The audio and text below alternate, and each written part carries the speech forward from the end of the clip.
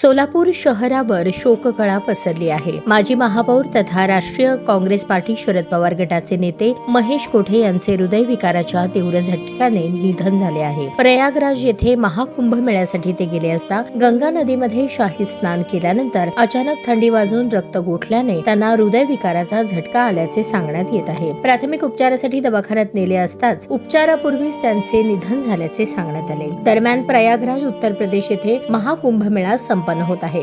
तब्बल 12 वर्ष म्हणजेच एक तपानंतर हा कुंभमेळा होत असतो. या कुंभमेळ्यास आपण देखील हजेरी लावावी यासाठी महेश अण्णा प्रयागराज येथे दाखल झाले होते. मात्र त्यांना हे ठाऊक नव्हते की कुंभमेळा हा आपला शेवटचा मेळा ठरेल. त्यांच्या अचानक जाण्याने सोलापूर शहरात शोककळा पसरली आहे. पहिल्यापासूनच अभ्यासू, संयमी आणि मितभाषी असणारे महेश अण्णा सर्वांच्या मनामनात होते. जरी राजकीय नातेसंबंध सांभाळून अनेकांशी त्यांचा जवळचा ऋणानुबंध होता. विविध शैक्षणिक संस्था उभारण्यात त्यांनी मोलाचा वाटा उचलला होता. आयटी पार्क सोलापुरात आणण्याचा महत्वाकांक्षी प्रकल्प देखील त्यांनी उराशी बाळगला होता. सोलापूर महापालिकेत महेश अण्णा यांचा दबदबा कायम होता. कोठे बोले महापालिका हाले असे चित्र वारंवार दिसून येत होते. आपले वडील स्वर्गीय विष्णुकांत तात्या कोठे यांच्या तालमीत तयार झालेले महेश यांना सोलापूरच्या राजकीय वर्तुळात प्रसिद्ध होते. त्यांच्या या अकाली जाण्याने राजकीय, सामाजिक, शैक्षणिक अशा विविध क्षेत्रात दुफळी निर्माण झाली आहे. ती कधीही न भरून येण्यासारखी आहे. दरम्यान त्यांचे पार्थिव शरीर विमानाने सोलापुरात आणणार असल्याचे समजते. त्यानंतर महेश कोठे यांच्यावर अंतिम संस्कार केले जाणार आहेत.